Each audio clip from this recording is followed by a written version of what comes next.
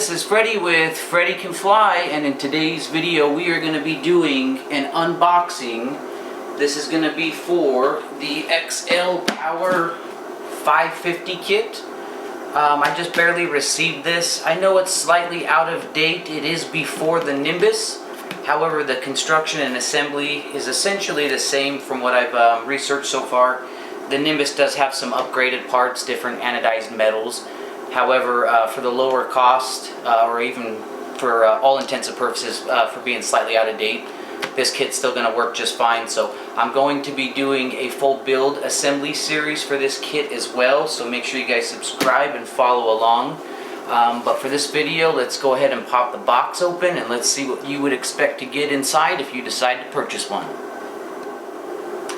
Alrighty guys, so after we go ahead and remove the cover on the box, what we're going to do is, let's go ahead and get this out of the way for just a quick moment. Standard packaging, like most machines you see these days that do have a bit of a lower price, they're kind of just packaged in sectional baggies, if you will. I've done a lot of heli builds in my time. I will say unboxing is one of the funnest experiences that you get to have besides building it or flying it.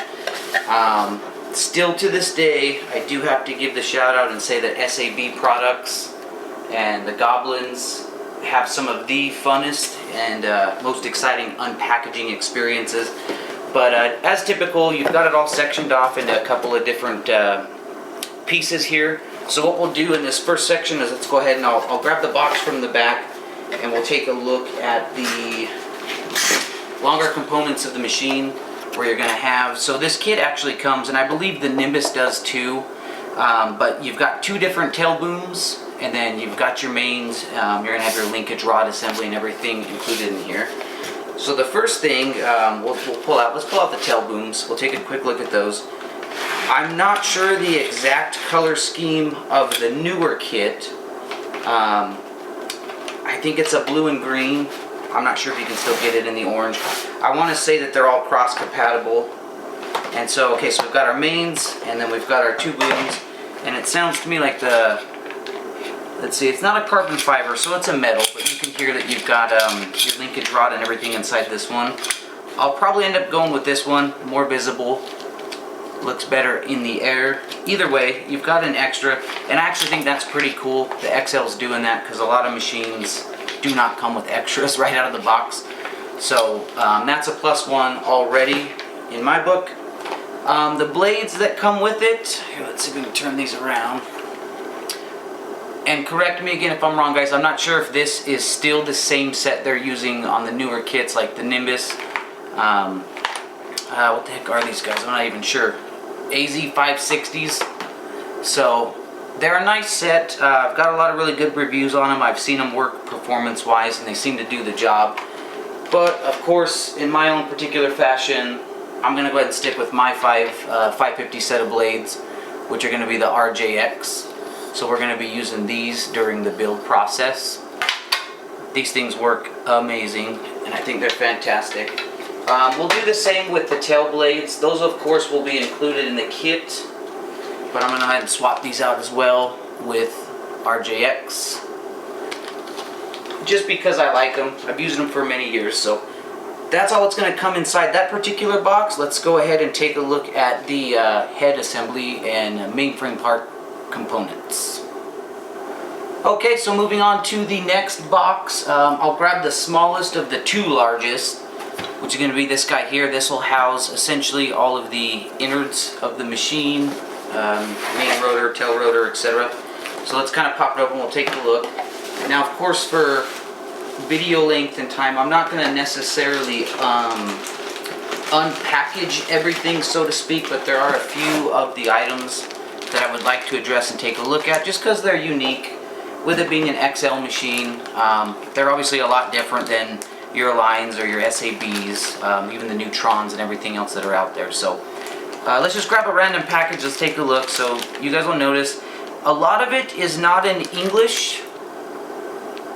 A little bit of a downside. The majority of the PDFs and manuals that I could find were also not in English, so that's kind of the purpose behind the build series. That way we can make sure we understand how everything assembles, where it's supposed to go, and how to do it. It will take a little bit of deciphering even for myself. It's very vague, but we'll work through it and make it happen. This one looks, for the majority, it looks to be the frame parts and pieces. Now one thing I can commentate on, let me go ahead and pull these out real fast. It is actually pretty nice nowadays. Again, most machines, and it's a pretty common standard practice, thrust bearing blocks, for example, all T3 aluminum, CNC, you've got your dual bearings and everything. So this one's not a triple support, however, they do include this like X support bracket that supports between the servo mountings as well for extra rigidity. Pretty common. Let's see what else we got in here. The red anodized pulley system for the belt tensioning is really cool. I know on the Nimbus, I believe the main rotor and tail rotor have the anodized red metal for some frame brackets. I think it's for the linkage arms for the main rotor and then also for the tail grips. Other than that, I believe, and again guys in the comments correct me if I'm wrong, the parts are still similar. So that all looks good. There's no reason to unpackage those. And one thing that I do also understand, and I'm not sure if as of up to date they have a conversion for this or if it is standard or not, but I know the Nimbus, I believe, can use small or mid-sized servos or standard. And it looks like from the frames and everything we've got for these, I believe these are going to be your mid-size or small-size servos, not micros. So for mine, I'll probably be using, I don't know if I'll be using these are just Victor servos at the time. I might go with torque servos if possible. I don't know if they make a conversion for this or not, but I also do believe that the Nimbus, once again, can use standard. I can follow up with that if you guys got questions on it, but for the sake of that, it looks like, from what I can tell, I don't think there's a selectable option in this one, but we'll find out more on that during the build. Also include, okay, so main rotor. We always want to take a look at the main rotor. That's kind of the heart of the machine. We get pretty excited over that stuff. Yeah, so like this part, for example, on my kit is black. I've had a few people tell me that once they ran out of those parts, they've converted back to the black. I don't know if that's true or not. However, I believe the red anodized metal ones are the same. It looks like these have your selectable ball links, whether you want to go precision or soft. So I think those are going to be cross-compatible, hopefully.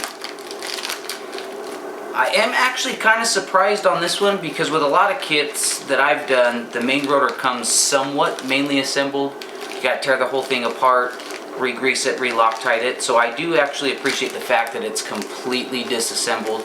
That way, me as the owner, when I actually assemble it with my own hands and go out and fly it, if it fails, I know it's my fault, not the factory's fault. So that's going to take a little bit of time in assembly. Swash plate, let's pull this bad boy out here real quick. Oh, it's actually packaged as well. So this is one of the things that I typically do open on my kits. Reason being is swash plates have come, I don't want to say notoriously, but I've heard about it quite a bit where they might have bad bearings or have some issues. I've ran into it a few times myself. So I always like to just check that everything's completely smooth on it. And this one looks to be pretty decent quality. Another good check is to see if it's pre-Loctited from the factory. So you guys can literally see they're just finger tightened. So they will need to be cleaned with rubbing alcohol and Loctited accordingly, which again we'll do that as you guys follow through with the build video. Swash looks decent. Everything looks good. Other than that, within this particular box, main gear, I usually do like to open the main gear. I'm not going to for this particular video, but I like to, I'll actually open it up during my unboxing and do all the greasing, because sometimes during my build videos I do tend to forget. I'm sure that happens to most of us. I'm not going to do it right now. It is a helical cut gear. Most machines are these days, and then of course with it being XL, it's going to be belt driven, so you have your tail pulley on the bottom and your one-way system, your main shaft. Looks as though they, okay, so this is going to be a shim and collar system as well. Not my favorite one on planet Earth, because sometimes collars do slip, which gives you that play, and it can cause wear and tear and potential wrecks. However, as long as it's installed correctly, you shouldn't have any issues. It's just one of those failure points that you have to continuously check before each flight, or every X amount of flights, so to speak. I do want to say that I like the more rigid, where they have the machine collar in, and then you just apply the shims to eliminate space. I feel like those are more reliable, but I have not had one fail on an XL machine before, and I've done the Spectre 700 and everything else, so that looks to be decent. We've got all of our tail parts, same kind of situation.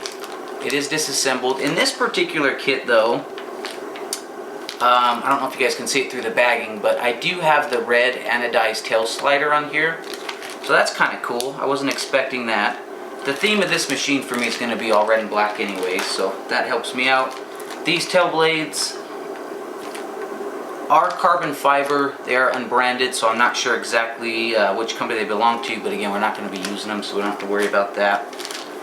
And belt system, I haven't had any belt failures on any XL machines that I have flown, but I also haven't had any belt failures on any Aligns or any SABs, so I will get more into depth on the quality of the belt when we do the assembly videos, and maybe after a couple of flights we'll see what kind of like tension lacks that it has based on heat and everything like that. So I'm going to assume for right now, standard belt, we got our linkage systems, looks like some spare parts, our pinions. This kit in particular, to my understanding, comes with a 12 tooth, and then I believe you can either go 11 or 13. Again, guys, if you know more about XL, comment in the comments below and let me know. But they are optional, depending on if you're going up to like a 12S setup or want more torque. And they give you a little goodie baggie. Ooh, cool. So we got some Velcro straps for our packs. That's really cool. I love when they include those. A couple of zippity-doo ties and our blade holder. So that's about it that we're going to get in this box. I'm going to go ahead and put all this back in, and let's take a look at the beans and gravy, and we'll see what that canopy looks like. Okay, so moving on to the very last box or contents of the kit is obviously going to be the largest one. We all know this one has the most exciting component of the entire kit, which is going to be our canopy. Yes, it has the frames and it has some other things, so let's take a look at those. One thing I will say, a lot of the helis nowadays have the more, what's the right word to use, racer looking landing skids, right, where like let's say like some of the SABs and some other ones where they have like little pegs up front. I actually am a very traditional person. Obviously I've been around in the hobby for a long time. I love the more sporty standard skids for machines. I appreciate them. It's one of my favorite looks, and sometimes is the difference between me buying a heli or not buying a heli. So I want to say these are plastic that are included, which is good. They're breakaway in case you crash. Standard metal skid tubes, everything's black. They've got your inserts, so that's pretty basic and simple. Our tail fin, carbon fiber, nothing fancy. I will say it would have been nice if they would have included this as the same color as the boom, or maybe even made it red, but that's okay. I still appreciate it. It's carbon. It's worth the money. Battery tray. Standard, you get one. Obviously you got to buy additional if you want to run multiple packs, or you can swap out your Velcro packs each time. And then you got your frames. Now I noticed, again, I think I touched on this a little bit earlier as we were opening up the kit, there is no instruction manual. I know it's not standard practice to include paper manuals as often anymore, because usually you can go online and look up the PDF and follow that, which I've done with most builds. So we'll see how that kind of works out. Like I said, their manual's not really my favorite thing in the whole world, but that doesn't mean we can't make it through it. However, XL, if you guys do happen to watch this video, or feel free to contact me, I do think the manual could use a little bit of updating. So there's our frames, and oh, actually, you know what? With the frames too, one thing I always like to do with new kits, this is a good way to determine the quality of the product that you guys have purchased, right? So take out your frames. Anybody that's watching this that's built machines before or followed any of my videos, you know that we always look at the frames and see how well cut they are. manuals will specifically usually tell you to sand around all edges because you run the risk of cutting your wires due to the vibrations of the machine. Well, if it's cut right, you shouldn't have to do that. I don't feel you should have to, from both a consumer, an assembler, and a user. And these are cut 110% to my liking, actually. There's no sharpness at all. If anything, they almost look rounded and beveled, as if someone's almost pre-sanded them. I'm not saying that they have done that, but they are smooth as can be. So I'm not going to have to spend 45 minutes sanding down all the carbon to protect my wires. Yes, I always add on the Blair and do the wire braiding and everything just to theme it out, but I appreciate that. That's one of the things I noticed about this kit. Although it is affordable, they don't skimp on the cutting, so that's a good note to check. If your kit does have sharp edges, make sure you do sand them. Otherwise, you do run the risk of cutting your wires. So, alright guys, my favorite part, the canopy. So, like I said, I think the newer ones you guys get, the Nimbus, I think it's like a blue or green theme. I got mine a little late. Sometimes that happens, but I'm a red and black guy, so let's see what she looks like. There it is. Boom.